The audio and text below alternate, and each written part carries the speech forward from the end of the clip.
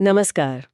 आज हम बात कर रहे हैं भारत की एआई यात्रा में कुछ अहम बिल्कुल ताज़ा डेवलपमेंट्स पर। जी। हमारे पास एक लेख है, भारत के एआई नवाचार की राह, जो 6 मार्च 2025 को केंद्रीय आईटी मंत्री अश्विनी वैष्णव की घोषणाओं पर आधारित है। हाँ, ये काफी चर्चा में रही थी घोषणाएं। बिल्कुल।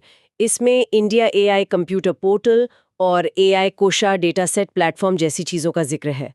तो चलिए ज़रा देखते हैं कि इन स्रोतों में क्या जानकारी है और भारत के एआई भविष्य के लिए इसके क्या मायने हो सकते हैं। हाँ, बिल्कुल। ये पहले जो हैं ये असल में बड़े इंडिया एआई मिशन का ही हिस्सा हैं। अच्छा। जी। और इनका जो मुख्य लक्ष्य है वो है एआई संसाधनों तक पहुंच को आसान बनाना।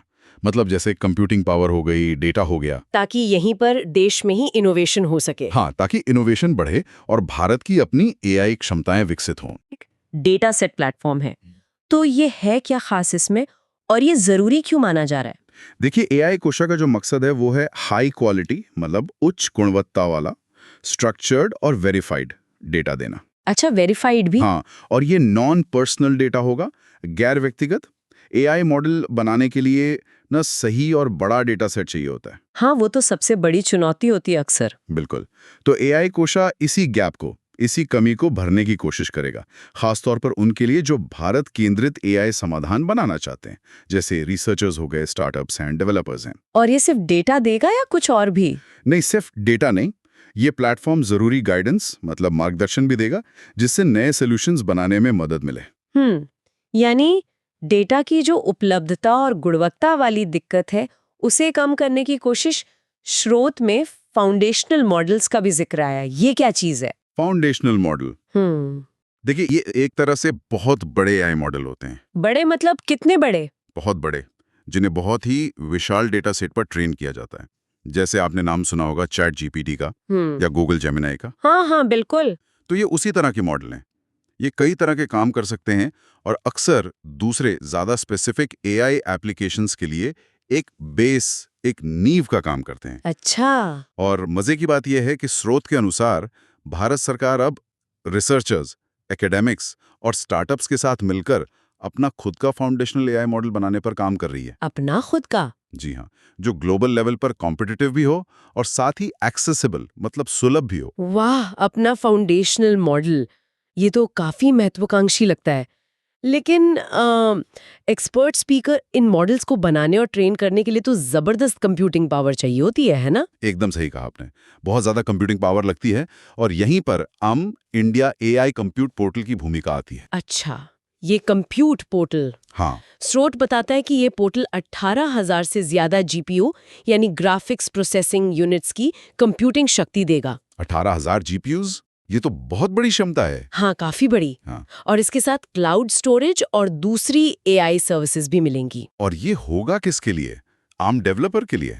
देखिए, इसे मुख्य रूप से छात्रों, स्टार्टअप्स, शोधकर्ताओं, अकेडमिक संस्थानों और यहाँ तक के सरकारी विभागों के लिए भी बनाया गया है। अच्छा, लक्ष्य ये है कि एआई मॉडल बनाने और ट्रेन करने के लिए जो हाई परफॉर्मेंस कंप्यूटिंग चाहिए वो किफ़ायती दरों पर मिले। किफायती दरें ये महत्वपूर्ण है। बिल्कुल। और ये भारत के अपने फाउंडेशनल एआई मॉडल के विकास के लिए भी एक तरह से बैकबोन का काम करेगा।